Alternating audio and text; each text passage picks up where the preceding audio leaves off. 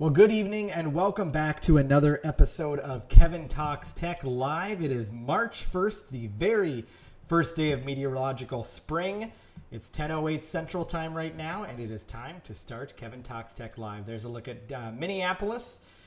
I should really need to update this and get a more snowy view. We actually had some snow move in here, well, maybe it was a couple days ago or so.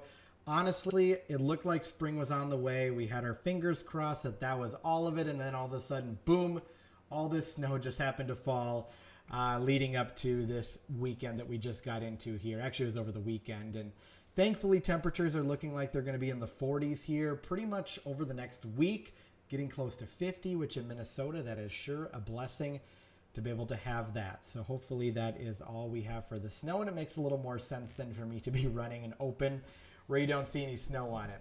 Well, good evening, everybody. Thanks for joining me online. Welcome to Kevin Talks Tech Live. It is so good to see all of you back here again. I was off last week taking care of a couple things, and actually the schedule may be a little bit shaky here over the next couple weeks. I am, for one, going to be going to Hawaii not too far from now, and ticket prices, they're cheap. You know, you got to be safe. You got to follow all the COVID requirements that go along with it. And there are many COVID requirements if you go to Hawaii in terms of testing and making sure that you fill out a number of pieces of paperwork before you go and such, online anyway. So it's a little bit of a hassle, but it's worth it. The tickets were cheap, probably as cheap now as they are going to ever be for quite a while. So I would normally do Kevin Talks Tech when I'm out of town or in a different location, but I will unfortunately be on the airplane next Monday at 10 p.m. Central Time. And Delta, they make it a little tough to stream sometimes on the airplane. So unfortunately, I won't be able to join you at that time. And then, of course, I'm also getting ready for a move too. The background is going to be changing here in just a couple months from now. So we'll have a new background for you, new apartment. This place has been great during the pandemic, but it's just time for a little bit of a change. And so as I make that change, I will be having some periods where I won't be doing the live. And one reason for that is just because I won't have the setup and the infrastructure to do that. Some of this stuff is going to be in boxes. In fact, actually, most of the electronics that I've wanted to talk about are actually now all in boxes. So we're going to scale down things a little bit over the next month or so, make do basically with virtual type stuff, and then we'll amp back up to more of the devices on the Kevin Talks Tech channel once I get into the new place in April. Well, I do hope everybody is staying safe. It is certainly still a weird time out there right now with the COVID-19 pandemic among us and this whole other world that we're living in, but the world keeps on spinning. Technology is still out there. Technology is keeping us safe, and technology is keeping us entertained. And so tonight I want to talk about a few tech stories that are making news, not necessarily front page type news in the tech world, but I just think they're interesting and they're things we can expound upon a bit. If you've got some questions, drop them in the chat for me. You can ask them in real time, or if you're watching this video on demand, I certainly welcome your comments a little bit later on, and we will be more than happy to answer them on future live versions of Kevin Talks Tech. So let me go ahead and pull up a story that has caught my attention here. And this deals with the new iPhone, because we really haven't been talking about the iPhone 12 for that long. Apple typically releases their iPhones in the September timeframe. This year things were a little bit delayed due to the supply chain issues and such. And so the iPhone 12, I can't remember exactly when it did deploy. In fact, I don't think it was really even that long ago that they've kind of gone full steam. But honestly, you know, already here, the iPhone 12 just came out. And now we're already talking about the iPhone 13. And we fully expect that Apple is probably going to get back on a regular cadence now that we're kind of moving, hopefully, towards the light at the end of the tunnel when it comes to the pandemic. And the supply chains perhaps will get back in sync once again, allowing Apple to do more of a regular release. Typically, iPhones come out every September, and it's usually right around that very first part of September. And then we sometimes will see the pre-sales, of course, happen that same day. In fact, many times the pre-sales happen that day, and then it's generally, I believe, about 1 or 2 weeks later, generally about 2. when we start to see the actual phones go on sale and you can go in store and buy them or buy them online and such, get them shipped to you essentially. So now we're already talking about the iPhone 13, and I think it's just interesting, you know, with the iPhone, it's kind of almost become kind of hobby to speculate around the iPhone. There are so many blogs out there that you can check out, and there are writers, there are people that really, like, that is kind of their thing. They cover Apple. Apple is their beat, which makes sense because Apple is the largest tech company out there. And this kind of time period that we're in right now, that early part of the year, you know, maybe inching towards the end of Q1, is really when we start to see that speculation kind of fuel up a little bit. So it'll be very interesting to see what comes out here. I really encourage you, if you're an iPhone user and you have an iPhone, or you're just kind of interested in technology, these are kind of fun blogs to watch. 9 to 5 Mac is a big one. But you can also go to a lot of these mainstream type websites as well, like CNET, which is a CBS Interactive owned website. They provide great tech news and such, and you'll a lot of times see some of that speculation on here. A lot of times people are looking at things like people who perhaps work in some of these factories where these parts are produced. They'll sometimes snap pictures of what the parts look like if they're assembling some of those iPhones or some of those early prototypes. A lot of times you might look at orders that are going on between there. And I'm just glancing over here to my right side of my shoulder, and I see we've got Bowling with the Fef in here, which is great. New microphone. Actually, no, I've had this one for a while. Quick plug, actually, by the way, too, before I talk about the microphone. Check out Bowling with the Fef. New wonderful channel on YouTube, of course, owned and operated by the great Andrew Pfeffer, who was a colleague of mine back in the TV news days that I was in Wisconsin. He also does a live stream on his channel as well. And I still owe him a text back, too. Got a little wrapped up early in the morning a couple days ago. So I got to get on that platform as well. So if you're a bowling fan, make sure you check out Bowling with the Fef as well. I got to put a plug in there. And I do also want to have Pfeffer on the show at some point to talk about bowling technology. I think once we get the move kind of all settled down, we'll get back into that realm. But no, not a new microphone. I won't sidetrack too much, but I'll just mention it real quick. I've had the Yeti for quite a while. The Yeti Blue, it's one of my favorite microphones out there. I think it produces great sound quality. And we're actually having a little bit of an issue, though. Actually, kind of the reason I'm starting late tonight is I realized that I bent the USB cable on the back of the microphone, and I've got a backup microphone down here that I keep.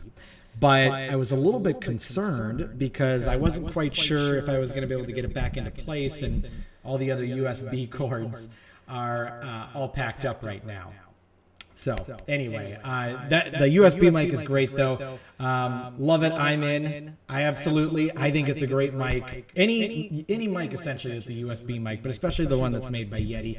I think they make great products. The one other thing that I like down here too, of course, on it is the headphone jack. You can plug right in and you get that kind of monitor feed, which I know you'll like Pfeffer, getting that real-time feed out of here. One thing I will say, and probably get a chuckle out of this, is that I'm not wearing headphones tonight. Normally, I always wear headphones. That's something we always do back in our reporter days when we're getting sound from the people that we are talking with. But my headphones are packed away in a bag right now, so I'm relying on the audio meters here to make sure that my audio is clean. And I've never really had a problem with crackly audio on USB before, so that's at least a good thing. So again, with the iPhone and the speculation that goes around this. So again, every year Apple speculators really come out of the gate. So this is kind of that sweet time right now to start watching, to see exactly what some of those features are. And I'm going to see if I can pull it up here on my screen where you can see it. This particular article from CNET doesn't exactly speculate on a whole lot right now because we are early out. But one thing that's kind of caught the attention of some people right now is whether or not the iPhone 13 could have a 120 hertz always-on display. This is something that we saw with the Apple Watch not too long ago. I think I'm trying to remember if it was in the 6 or the 5 when they introduced that. But that's essentially when you're wearing the watch, the display always stays on. In previous versions of the watch, you'd have to kind of flick your wrist a little bit like this, and then you'd be able to see, the light would turn on and the watch would come on. So it'd be interesting to see exactly how this would go about with the phone, because obviously the big thing with the phone is you're dealing with a much bigger screen on it. Is that always on screen going to be at kind of a reduced brightness? Are we going to put a bigger battery in the phone? There's a lot of different questions around that. And of course, the 120 hertz always on display. Hertz is a measurement, of course, of, well, in kind of simple terms, exactly the screen movements and such. Kind of a great way to see this is if you put a 60 hertz TV and 120 hertz TV side by side, you'll kind of notice a better picture on that 120 hertz TV. It's a little bit of kind of a hard concept, really, to explain. Kind of a fun way that I always like to do it, though, too, is if you think back to those old monitors, like the big CRT ones that you used to keep on your desk, and you point a camera to this, and I'm probably sure that this one's going to draw back some old memories for my good friend, Mr. Pfeffer. And you shoot a camera at that, you're going to continuously see lines moving up and down on the screen, and it looks terrible. And those are back in the days, of course, of those low hertz monitors. Now, of course, those hertz rates have increased. So if you shoot a camera at a display, and in fact, many TV stations, of course, have those monitors behind that are likely operating at a higher hertz and frequency and such. You don't see that. And so ultimately, we're looking at a better picture there. But I'm not one who likes to speculate too much. I think we're still a little early out right now when it comes to speculating on the iPhone. But something interesting to see. I'm excited to find out. And we're kind of at a point right now, too, where I think once we get to kind of that spring point, and if you realize to yourself, hey, I'm in the market now for a new phone, you kind of do this weird, delicate dance of, do I jump in and buy the latest iPhone right now, which would be the 12, or do I hold it out for another 4 or 5 or 6 months because the iPhone 13 is right around the corner? I think right now it's a little tough to say because the speculation is still just kind of ramping up right now at this point. Personally, I think I would go with the 12 right now. We're in March. We still got quite a bit of time till September. But I think it also depends, too, on how old your phone is. Is your phone cracked? Are you running the iPhone 8 or, the iPhone 10 or the 10R? I personally have the 10R, and it's working great, so I'm not kind of in an upgrade moment right now. But if you got anything, kind of on the older end and you've just got that slow, sluggish performance, might be a little bit of a different story. So something to think about on that end.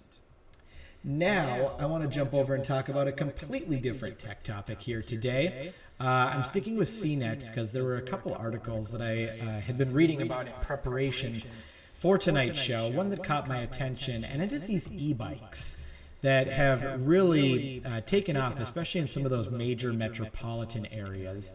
And I hope this technology continues to evolve because this is just a really nice way to transport yourself around, kind of take the car out of the equation. If you live in a more metropolitan area, it's really nice for commuting from one side of the city to the other. But if you live in a city, it's a little bit more of a moderate size or even a more rural area, these things still work really nice for commuting from one place to another. And one thing that I really like in technology is when you start to see companies adapting to certain trends. So e-bikes have been out there for a little while now. I want to say the last time I started hearing stories about them maybe about 3 or 4 years ago, and they probably even go back a little bit further than that. But when we start to see some of these companies adapting and adopting the technology, adopting is probably the better word, I think that kind of moves things a little bit quicker. Where I live here in Minneapolis, we actually have a company that has been bought by Lyft now, and Lyft actually operates them. But Lyft operates bikes like these, and the technology has really improved. Even the last year, as they went from one model to another, the range on these bikes grew considerably. So you could, on a full charge, hop on the bike and ride about 20 or 25 miles before the bike would have to be charged again, which is pretty incredible. And in addition to that, these bikes are reaching speeds of up to anywhere between 15 to 20 miles per hour. which is quite zippy when you think about it. You know, being able, especially if you don't have a lot of stops along the way, you know, you're able to move 20 miles an hour before you need to take that extra charge. So Lime, which is the maker of those green scooters that you find around different cities, is now investing $50 million in its e-bike business, as the CNET article here points out, which includes rolling out, and I have to move my ring light here just so I can read some of this offhand to you.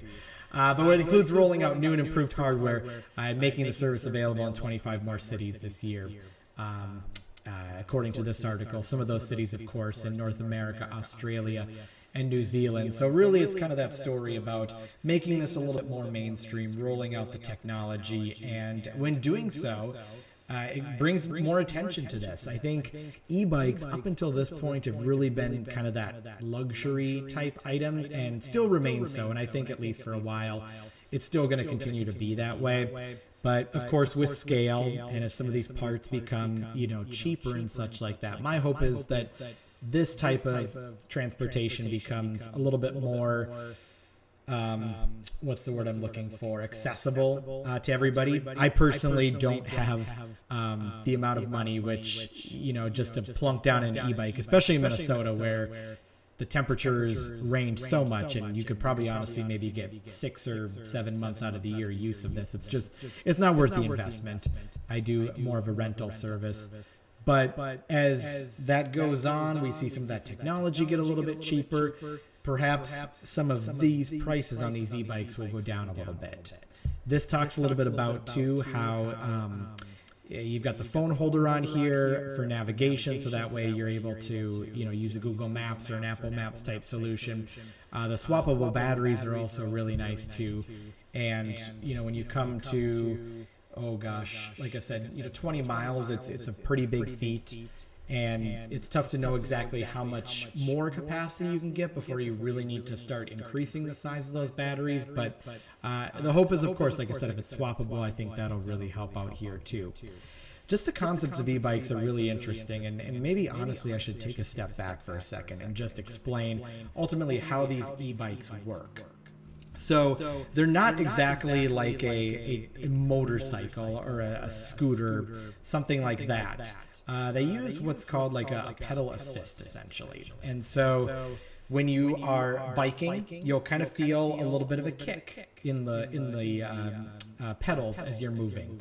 So even if you're moving on a straight road, like if you're just moving on a very even-keeled road like this, you're going to find yourself moving a little bit faster and working a little bit less harder. Yes, you're still going to be exercising. You're still going to be burning some calories in the process, probably burning less calories, of course, but you're going to be burning calories nonetheless. But you're not going to be able to, you're not necessarily working quite as hard. And so I still think that's a good trade-off, though, because then that endurance goes a little bit further, too. You're able to ride more, perhaps, than you previously were before. And when you're going up hills, that's when you really notice the difference with these e-bikes. So that's really when that pedal assist kicks in. I've been on e-bikes previously where I'm going up a hill and it barely even feels like I'm going up a hill. I mean, that pedal assist really kicks in. You'll still feel it. You'll still get a bit of a workout in your legs, but it really honestly is quite an invention, and it's really cool. And I do, again, hope it becomes more mainstream, and hopefully as Lime continues to deploy these into more cities, it gains more traction. I think personally we've seen that a little bit with the scooters. We've seen those Lime scooters take off. We've seen more companies jump into the scooter markets, and we've seen a little bit more in terms of the consumer options for those electric scooters out there. I actually happen to own a scooter myself as well, and doesn't quite go as far as it advertises. I personally think to get the 15 miles that the scooter promises, you have to be basically going on a hill that's like this and weigh about 10 pounds to get the advertised distance out of the scooter. But regardless, it's still cool technology, and I think it's something that we should all keep our eyes on here in the years ahead, because I think that this has the opportunity to be able to transform some of our cities, perhaps remove some of those cars off the road, create new options as people go back into work and go back into offices again, where people need to move from one end of the city to the other. And again, in communities necessarily where you might not bike to work and maybe you drove a car, you could hop on one of these scooters and, you could go 5 or 6 miles in a relatively short amount of time, which is really cool while still getting that exercise in. So something to keep an eye on and something to check out. Absolutely. So, keeping an eye here on the clock, like I said, I know we got a little bit of a later start here today. It's about 10:28 Central Time right now. But I do just want to mention just a couple other things here that we're seeing in the tech world. And let me navigate back. You'll have to excuse me here too. I'm doing a dual screen setup, which works great, but it does cause me to have to shift my eyes around quite a bit as well. So we're coming into an interesting time right now where I'll leave you with this takeaway here because I think this is something worth mentioning. We're coming into a time right now where the vaccines are rolling out. We saw today that Johnson & Johnson now has a new vaccine, which puts 3 different vaccines up for availability here, at least in the United States right now. And so there's no telling soon when people are going to start doing traveling again, and traveling is going to become a little bit more of a mainstay. And I do actually want to mention to you one website that I often use if you're planning your travel and planning some vacations and such like that. The website is Skyscanner. I believe it's skyscanner.com. There we go. So skyscanner.com is one of my favorite websites, and I personally use the app, actually. In fact, this is one of the first times I've been on the desktop now for quite some time. So travel is going to continue to be in the news. You're probably going to continue to see those stories on TV, advertising, or not say advertising, but talking about, when flights are going to be cheap and, when airlines are going to start picking up steam again and such like that. And so I personally recommend, if you are thinking about your summer travel plans or your fall travel plans, taking a look at Skyscanner. It's always the website and the app that I use when planning trips. I was in Phoenix just about a month ago now or so and found the deals that I got through Skyscanner. Really, the big thing that I like about Skyscanner is that it allows you to not only compare different rates across airlines and different times that you're flying and such, but in addition to that, it allows you to compare different geographical areas of the country. And really by that, I just mean cities. So it'll list out which cities right now are the cheapest to fly to. And it does that primarily on the app. Let me see if it actually has that same robust capability here on the desktop. I was going to focus more on the app today on this section of Kevin Talks Tech, but I do actually think the website might be have a little bit more just value for everyone because the app works similar. So you type in your origin here, which in my case would be Minneapolis, St. Paul. And then what really is cool and makes this stand out is you type in everywhere right here. So this is going to search everywhere across America. And really, I think it actually pulls up the world results too. And let's put in 323 to 326 and we'll see what generates here. Google also has a really good flight search tool if you're interested in searching for flights right now. I do recommend checking that out as well. And we'll talk much more about that one too on a future episode. I kind of like to dish these out slowly, so that way you keep coming back for more. All right, so I typed in everywhere, MSP everywhere. So type in your origin city, wherever you happen to be flying from. And in here, it'll list out several different, well, you start with countries. And it'll list out the prices from the origin city and from that date that you specified. It's going to show a lot of different times in there, though, too. So you'll have to find the time that's right for you. If we drill down here to the United States right now, it'll open up this new dialog box, and this will show the different prices that we are looking at round trip. Again, mind you, these are round trip prices. So from Orlando, Florida to Orlando, Florida from Minneapolis, $57 round trip, 63 to Denver, 68 to Arizona. That actually sounds like a good deal. Maybe time to go back to Arizona again. Atlanta 71, Tampa 76. So you really can drill down here and then from there hop in and look at prices. Now, these for the most part are usually pretty current, but there have certainly been times where prices have edged up slightly and sometimes they edge down slightly. And the search results don't necessarily catch the exact price at that particular moment. I noticed it takes sometimes a little bit of time to re-update again. So right now it's still checking to find what these cheap prices are. And if you're cool riding on Spirit, which most times I am, sometimes commonly referred to the the Greyhound of the Sky. I don't mind taking the Greyhound of the Sky sometimes if it's a low price ticket and it's going somewhere warm. $54 round trip right now, leaving MSP at somewhat unideal times. But if you're an evening traveler and you want to get out and go to Orlando, these actually aren't too bad if you're able to leave at those times. So you got several different options right here, several different price points that you can look at. And again, these are looking at Spirit Airlines. Then you get down to Frontier, Sun Country, American, et cetera, et cetera. So I wanted to share that tool with you because I think Sun Country or Skyscanner has a really good app that I recommend downloading and utilizing for your trip planning like this. But the website is also really good too. And sometimes it's just really nice to have a bigger screen when you're doing this kind of research and such like that. So something to keep in your toolbox as we get into travel season, which hopefully this year will look a little bit different than last year anyway. Hard to believe where we were at this point last year. All right, well, it is 10:35, everybody, and I want to thank you so much for joining me here today for this live episode of Kevin Talks Tech. We're preparing to wrap things up for the evening, but I do want to thank everybody for stopping in, spending a little bit of time with us here tonight as we talked about some tech topics.